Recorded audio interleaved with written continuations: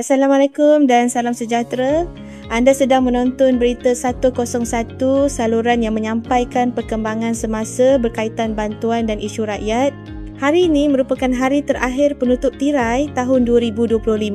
Ramai yang tertanya-tanya, adakah SARA 2026 akan bermula esok bersamaan 1 Januari 2026? Persoalan ini hangat dibincangkan kerana sejak beberapa hari kebelakangan ini, pihak kami menerima sangat banyak pertanyaan daripada orang ramai melalui Telegram dan pelbagai saluran lain, khususnya mengenai status SARA dalam sistem MyKasih. Berdasarkan semakan semasa yang dibuat hari ini, sehingga saat rakaman ini dilakukan, masih belum terdapat sebarang kemasukan dana dalam sistem MyKasih. Ini bermakna setakat ini tiada lagi pengkreditan wang SARA ke dalam akaun penerima. Sebab itu, ramai yang mendapati status mereka masih belum memaparkan kelayakan. Perlu dijelaskan bahawa keadaan ini berlaku kepada semua penerima, bukan kes terpencil dan tidak melibatkan individu tertentu sahaja.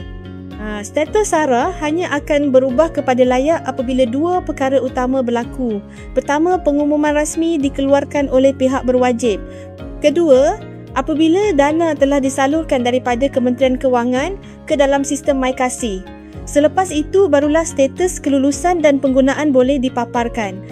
Ramai juga yang bertanya, adakah wang SARA akan dimasukkan tepat jam 12.30 malam nanti bersamaan permulaan 1 Januari 2026? Untuk soalan ini, jawapannya adalah kita perlu menunggu dan melihat sendiri. Setakat ini, tiada pengesahan rasmi yang menyatakan kemasukan akan berlaku tepat pada waktu tersebut. Jika kemasukan berlaku, pengguna akan dimaklumkan tentang tarikh dan kaedah penggunaan kredit SARA. Namun, jika tiada sebarang perubahan, maka orang ramai perlu terus menunggu pengumuman rasmi seterusnya. Sebagai makluman tambahan, kebiasaannya pelaksanaan bantuan berskala besar seperti SARA akan didahului dengan kenyataan media rasmi bagi mengelakkan kekeliruan dalam kalangan penerima. Oleh itu, persoalan sama ada SARA bermula esok atau tidak, jawapannya masih terbuka dan bergantung sepenuhnya kepada pengumuman rasmi. Pembayaran boleh dilaksanakan pada bila-bila masa selepas itu, bergantung kepada keputusan semasa pihak kerajaan.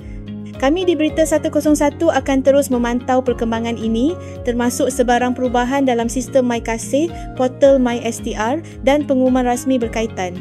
Kesimpulannya, jika ada kemasukan dana, maka status akan berubah. Jika belum, semua penerima perlu bersabar sehingga satu pemakluman rasmi dikeluarkan mengenai tarikh pembayaran dan penggunaan SARA 2026. Terima kasih kepada semua yang terus mengikuti perkembangan semasa dan mengemukakan pertanyaan. Sebarang maklumat terkini akan kami sampaikan sebaik sahaja ia disahkan.